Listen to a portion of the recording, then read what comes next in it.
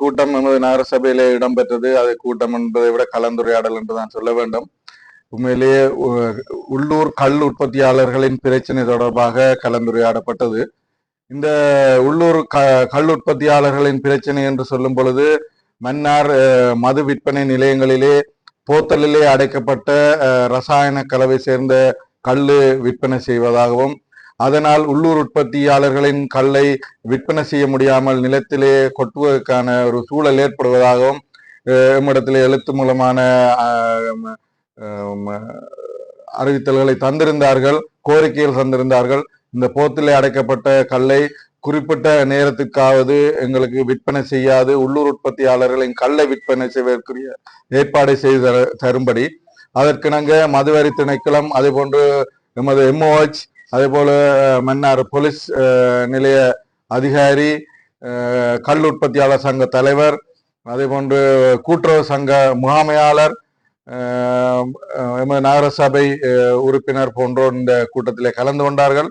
அந்த கூட்டத்திலே நாங்கள் எடுத்த தீர்மானத்துக்கு இணங்க காலையில் 10 மணியிலிருந்து 2 மணி வரையாவது இந்த போத்தலில் அடைக்கப்பட்ட கல்லை மது விற்பனை நிலையங்களே விற்பதில்லை என தீர்மானித்திருக்கிறார்கள். அதுக்கு உள்ளூர் உற்பத்தியாளர்களும் தமது ஆதரவினை வழங்கினார்கள். தங்களுக்கு இது நன்மை பயக்கும் என்று சொன்னார்கள்.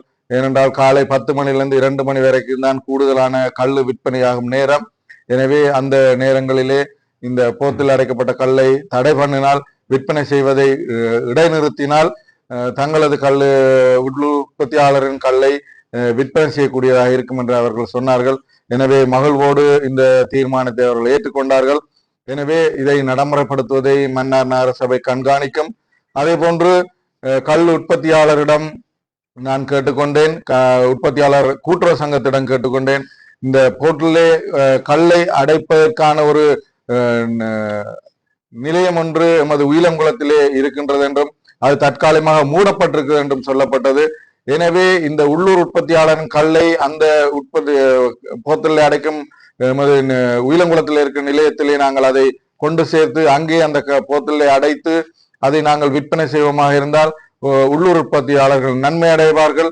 அதே போன்று மன்னார் கல்லு மற்ற மாவட்டங்களுக்கு ஏற்றுமதியாகக்கூடிய ஒரு சந்தர்ப்பமும் இருக்கும்.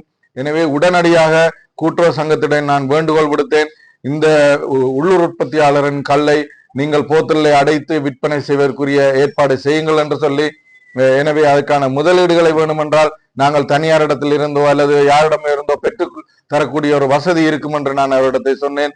எனவே உரிய அனுமதிகளை பெற்று தனியாருக்காவது இந்த போத்தலை அடைக்கின்ற நிலையத்தை நீங்கள் கொடுப்பீர்களானால் உள்ளூர் உற்பத்தியாளர்களும் நன்மை அடைவார்கள். ஏனென்று சொன்னால் வட மாகாணத்தில் எல்லா மாவட்டங்களிலே இந்த போத்தல் கல்லு அடைக்கின்ற நிலையம் இருக்கிறது, மன்னாரில் மட்டும் மூடப்பட்டிருக்கிறது. எனவே இதனாலே மன்னார் கல் உற்பத்தியாளர்கள் பாதிப்படைகிறார்கள்.